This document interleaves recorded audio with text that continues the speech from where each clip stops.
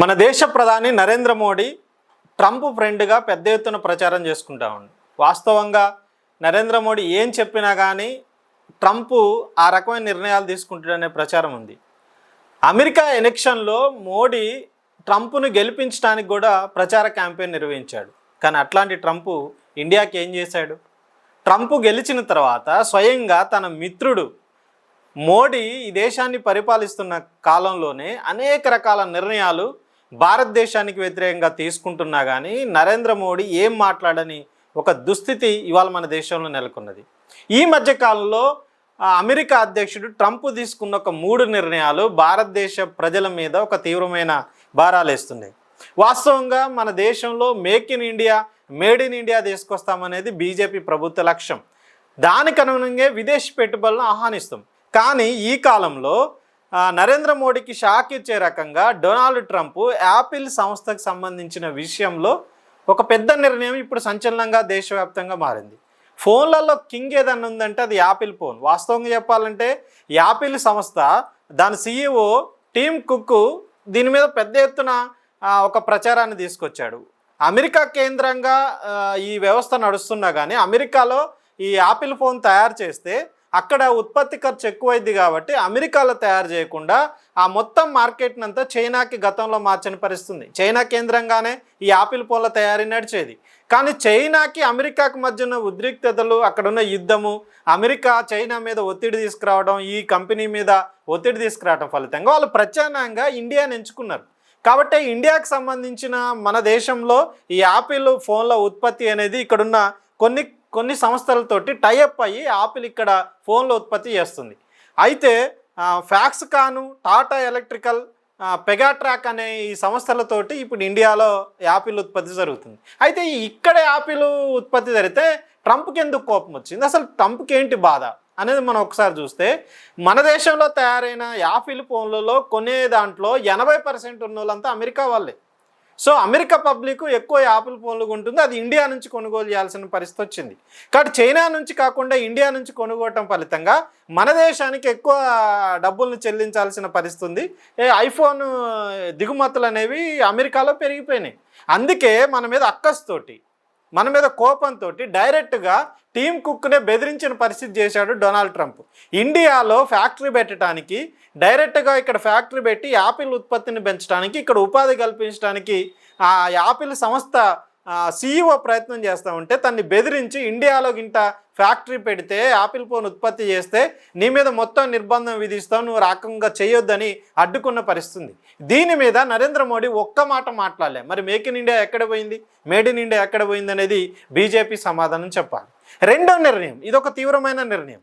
వాస్తవంగా టారిఫ్లు అమెరికా వేసి అందరినీ బెదిరిస్తున్న సందర్భంలో మనతో సంబంధం లేకుండానే ట్రంప్ ఇంకొక ప్రకటన చేశాడు.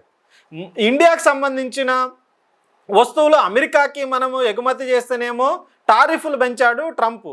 కానీ అమెరికా నుండి ఇండియాకి ఏదైతే వస్తువులు ఎగుమతి అవుతున్నాయి అంటే ఇండియా దిగుమతి చేసుకుంటుందో దాని మీద ఆ భారతదేశానికి సంబంధించి ఎటువంటి పన్నులు వేయం, అంటే 0 పన్ను వేస్తాం, 0 టారిఫ్ వేస్తామని మనమే అమెరికాకి రిక్వెస్ట్ పెట్టాము, దాన్ని ఒప్పుకోమని వాళ్ళకి వేడుకున్నామని ట్రంప్ డైరెక్ట్గా మాట్లాడాడు. అంటే పాకిస్తాన్కి ఇండియాకి మధ్య గొడవ ఉన్న ఈ పరిస్థితుల్లో ఎట్లాంటి ట్యాక్సులు అమెరికా వస్తువుల మీద వేయకుండా భారత్ దిగుమతి చేసుకుంటుంది అని దాన్ని నరేంద్ర మోడీ ఇండియా ఒప్పుకున్నదని ట్రంప్ బద్దలు కొట్టినట్టు మాట్లాడితే కూడా ఇప్పుడు నరేంద్ర మోడీ కానీ ఎవరు దాని మీద మాట్లాడట్లే. అంటే నిజంగానే ఒప్పందం జరిగిందా? మన వస్తువుల మీదనేమో 100% కంటే ఎక్కువగా ట్యాక్స్ వేసి అమెరికా ముక్కుపిండి డబ్బులు మన వసూలు చేస్తుంటే అమెరికా వస్తువుల మీద మాత్రం ఉన్న ట్యాక్సీలు కూడా తీసేయటం అనేది నరేంద్ర మోడీ చేస్తుంటే ఇది ట్రంప్ కొరక లేదు ఇండియా కొరక అనేది ఆలోచించాల్సిన అవసరం ఉంది. ఇంకొక నిర్ణయం, ఇప్పుడు ఇది పెద్ద ఎత్తున దేశవ్యాప్తంగా ఆర్థిక వ్యవస్థని దెబ్బచేసే నిర్ణయం కూడా ట్రంప్ తీసుకున్నాడు. అదేంటని చూసినప్పుడు రెమిటెన్స్ ట్యాక్స్. వాస్తవంగా అమెరికాలో ఉన్న ప్రవాస భారతీయులు, ఇండియా నుంచి అమెరికాలకు సంబంధించి 45 లక్షల మంది NRIలు అమెరికాలో జీవిస్తున్నారు. వీళ్ళకి సంబంధించి ఇక్కడ ఎవరైతే వాళ్ళ కుటుంబాలు ఉంటాయో కుటుంబ పోషణ కోసం కానీ లేదు వాళ్ళ మెడికల్ ఖర్చుల కోసం కానీ లేదు ఇక్కడ వ్యాపార అభివృద్ధి కోసం అక్కడ సంపాదించిన డబ్బులు అమెరికాకు పోయి అక్కడ ఉద్యోగాలు చేస్తూ అమెరికాలో నివసిస్తున్నందుకు అమెరికా విధించి అన్ని ట్యాక్సులు కట్టంగా పోను మిగిలిన తమ జీతం నుంచి తమ కుటుంబాల కోసం లేదు తమ యొక్క వ్యాపారాల కోసం ఇండియాకి డబ్బులు పంపిస్తారు అక్కడున్న మన దేశానికి సంబంధించిన ఎన్ఆర్ఐలు. కానీ ఇప్పుడు దీని మీద కూడా కన్నుబడ్డది ట్రంప్కి, దీని మీద కూడా కుట్ర చేశాడు. ఇప్పుడు అక్కడి నుంచి పంపించే ప్రతి నగదు బదిలీ మీద 5% పన్నుని వేయటానికి నరేంద్ర మోడీ నిర్ణయం తీసుకుండు. అంటే 1 లక్ష రూపాయలు ఎన్ఆర్ఐ ఇండియాకు పంపిస్తే 5,000 రూపాయలు ట్యాక్స్ పడిద్ది. ఇది చిన్న విషయం కాదు. ఇది చూస్తే పైకి ట్యాక్స్ కనిపిస్తుంది కానీ ఒక రకంగా ఇండియా ఆర్థిక వ్యవస్థ మీద ట్రంప్ పెద్ద ఎత్తున దాడి చేస్తున్నట్టుగా అనిపిస్తుంది. ఒక్క రకంగా చూస్తే అమెరికా నుంచి అత్యధికంగా డబ్బులు పంపించే దేశం ఏదన్నా ఉందంటే అది ఇండియానే. 3 లక్షల కోట్ల రూపాయలు ఇండియాకి ట్రాన్స్ఫర్ అవుతున్నాయి డబ్బులు. సో దీని మీద ట్యాక్స్ వేయడానికి ప్రయత్నం చేస్తున్నాడు. అయితే ఈ డబ్బులన్నీ ఎన్ఆర్ఐలు ఇండియాలో ఏం చేస్తున్నారు? తమ కుటుంబ పోషణలకు ఉపయోగించుకుంటున్నారు. అదే సందర్భంలో మెడికల్కి ఇస్తున్నారు. ఇండియాలో ఎన్ఆర్ఐలు పంపే డబ్బులతోటి ఇండియా ఎకానమీ డెవలప్ అవుతుంది. వాస్తవంగా రియల్ ఎస్టేట్ రంగం మొత్తం కూడా ఎన్ఆర్ఐల డబ్బుల మీద ఆధారపడి ఇండియా బిజినెస్ నడుస్తుంది. మెడికల్లో ఫార్మాసిటికల్ సంబంధించిన దాంట్లో ఎక్కువ పెట్టుబడులు కూడా ఎన్ఆర్ఐలే ఇండియాకి సంబంధించిన వాళ్ళే పెడుతున్నారు. అదే సందర్భంలో ట్రాన్స్పోర్ట్ బిజినెస్లో కూడా ఎన్ఆర్ఐలే ఫండింగ్ చేస్తున్న పరిస్థితి. తర్వాత జీవనాధారానికి సంబంధించిన అనేక రకాల లాభాలు వచ్చే ప్రతి బిజినెస్లో కూడా ఎన్ఆర్ఐలు ఇక్కడ పెట్టుబడులు పెడుతున్నారు, అక్కడ కష్టపడి సంపాదిస్తున్నారు. కానీ అమెరికా తీసుకున్న ఇప్పుడు ఈ నిర్ణయం వల్ల దాదాపు ఇప్పుడు 10 లక్షల కోట్ల రూపాయలు సంబంధించిన టర్నోవర్ ఇండియా మీద ఆగిపోయే అవకాశం ఉంది.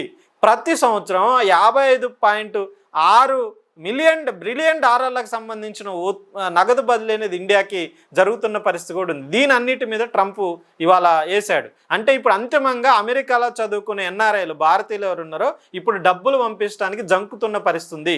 ఇప్పుడు డబ్బులు పంపించే పరిస్థితి లేదు ఇండియాకి. అట్లా ఆ రకమైన ట్యాక్స్లు వేసి ఇవాళ భారత ప్రజల్ని ఇబ్బంది పెడుతున్నారు. ఈ 3 విషయాల్లో కూడా నరేంద్ర మోడీ ఒక్క మాట కూడా ట్రంప్ని మాట్లాడే. ట్రంప్ చేసే కంపు నిర్ణయాల వల్ల ఇవాళ భారతదేశ ప్రజలు తీవ్రంగా నష్టపోయే అవకాశం ఉంది. కాబట్టి మోడీ ట్రంప్కు తొత్తుగా పనిచేస్తుండా లేదా ఇండియా భారతదేశానికి ప్రధానిగా పనిచేస్తుండా అనేది తేల్చుకోవాల్సిన అవసరం ఉంది. దీని మీద స్వయంగా ప్రధాని మాట్లాడాల్సిన అవసరం ఎంతైనా ఉంది.